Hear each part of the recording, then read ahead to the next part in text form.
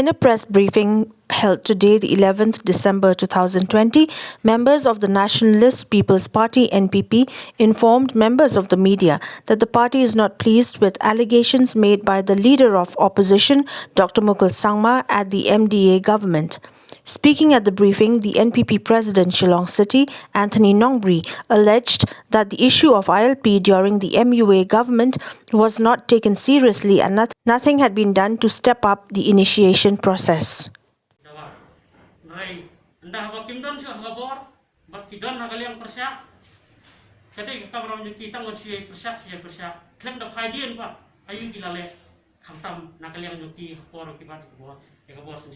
Tingila kan penkenal fikir dia perlu, bah dia kapor jeng Dr. Mukul latung yang komiti, jangka high level komiti, ban baik hakabedai berkini kamat LP, hakabala latung chairman yang sumber menteri jong ini yang ketua kapor, bah bendolanam, berangkat kiwai ikut jangka komiti, ban bisa hakabedai berkini isu LP.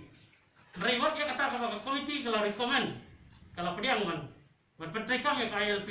Mereka kami sudah kanu gajing penteri kami ni le badai le nak liang jang sarkar jang Mukul sama.